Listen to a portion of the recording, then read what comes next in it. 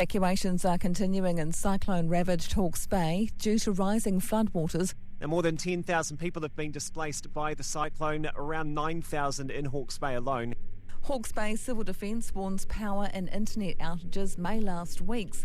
Dwindling food and water supplies are a key concern for the Hawke's Bay town.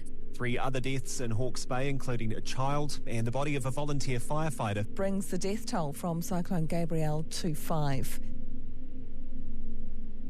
How would I describe Cyclone Gabrielle? Well, it's certainly been a life-changing event for the community. It changed our landscape, it changed families, it had an impact on our community for sure. I'm Jason Waterson. I live at 103 North Shore Road, which is in the bottom of Estdale, Whirinaki. The first few days were pretty surreal. It takes you back to, I guess, what mankind is about, and that's just survival. We knew that the cyclone was bearing down on us. There was large amounts of rainfall. The wind was around 50-55 knots.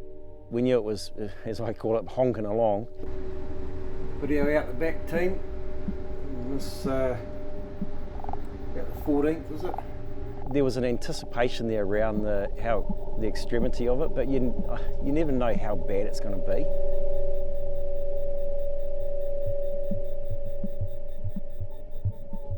Thought early on in the piece, you know, like you knew that it was becoming a significant event, so you never remember everything. You think you will, and I guess back in the old days you'd write a journal and write stuff down, but you know, when it's all unfolding, you don't really have time to have a pen and paper. So yeah, I just thought, I'll just start doing a little video journal at the end of each day or during the day as I saw stuff that I thought was, you know, you'll never see again, probably in the history of your life. I said to my wife Adele, I'm going to get up and go and have a look, see what's going on. Went for a walk out the front again. Yep, lots of rain coming in, lots of wind, but no real water on the ground. So I came back down the beach, past our house, and thought I'll go for a walk out the back. And I got halfway along walking to Pahutakawa Drive, and then discovered that my red band gumboots were filling up with water, and that's when I thought, hang on a minute, why is there water here? And then you look out and realise that out the back has now become a lake.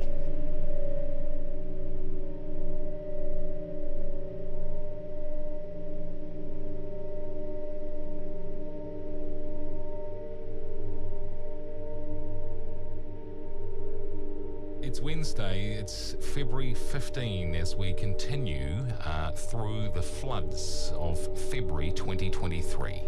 I still remember picking up a couple from over the back. They'd been around the front, getting some water and what have you, and they were walking back around to their house. By that stage, the water had all dropped. There was lots of mud and silt. And I said to Karen, jump on the quad, I'll take you back round to your house. We drove around, and I still remember pulling up at the front door and looking in their car going, wow, their car's just like annihilated. Wow. Far out. I've never been in a flooded house, but fuck me. This is unreal. It was just surreal how water can move stuff where it wants to move it to. Water's always seen as being a little bit soft and gentle, but man, even inside a house, it could just move furniture where it wanted to. It could tip a freezer upside down. It was, in the garage, this quad bike that was flipped over on its back, and it was like, how did it do this when there was no real massive torrent of water running through it? It just rose up. Another neighbour's house. This is Ben and Vanessa's house, so we just come in. You can see where their water got up to, so about 1.4 place, just destruction. And now you can see all the water draining out realised how much mud and sludge is inside. It's devastating for people.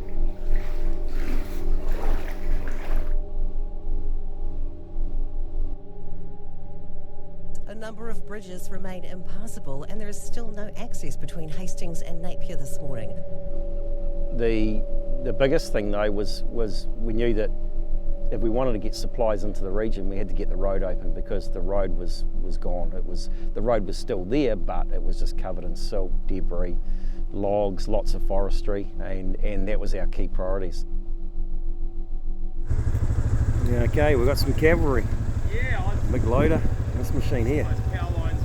Pretty bloody cool. Pretty bloody cool. And then the clean-up phase came. Here's the girls, they've been round the back picking up the neighbours' chickens. Their house is decimated, so they're picking the chickens up, and the chickens are going to go to a new house down the road. Pretty cool, eh, Sarah? Yeah. Okay, you girls keep doing that. Okay. Yeah, cool. Good to see them happy. We got an overwhelming response from the community. So we've got now, I'll just zoom in a bit, we've got water, we've got Portaloo, down the street a bit further where you can't see. You might pick up that umbrella, that's our little hub. That's the community hub where you can get suntan lotion and water and toothbrushes, toothpaste, hygiene, toilet paper, sanitary, that sort of thing. So that's all stocked around there. Lots of people from Bayview and back in Napier soon established a bit of a hub. People going for it, and it was great to see. Like, homes were cleaned out pretty smartly. Okay, so I just coming down Pahutakawa, which is just the street over the little road over the back of ours, and I'll flick the camera around. Suntan lotion on my face and sort of show you what's going on around here. So yeah, hype of activity. Everyone's obviously got to a point now where they've cleaned their houses out as much as they can. That's a house, a lot of furniture, doors, carpet, bathrooms, kitchens, vanities, you name it. That's what's come out of a house. From day 3 through until sort of up to 10 days after that, there was quite a significant work parties out here. Yeah, there was good progress made then. That's when you saw people's emotions come out, as just in regards to breaking down and crying when you were throwing out stuff that they probably cherished, So we're now 6.5 months on from the event.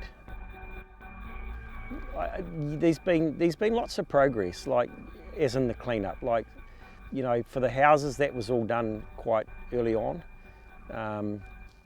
For the community up the valley, there's lots of silt, lots of logs, lots of debris that's been cleared. There's still lots to do, and that'll take years, I guess.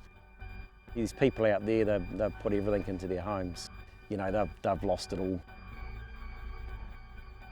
Your house is your kingdom, as they say, and when it's sitting there still, basically looking in wreck and ruin, it'd be pretty tough to handle. So.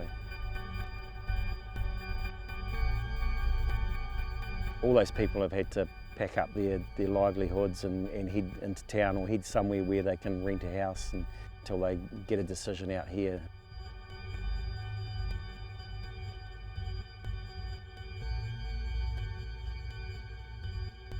I guess when you're emotionally attached to an event, some people lose sight of why decisions take so long. They take so long for a reason, and that's because they have to gather scientific evidence and they have to model how the valley's going to perform next time this event occurs.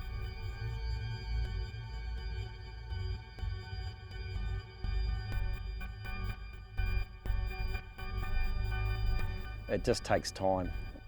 You know, they've got proposals there for the community now with widening the river mouth here where we're sitting, building a bit of a stop bank at the bottom end of the valley. Still battling through it. Obviously there's been some people that have had closure.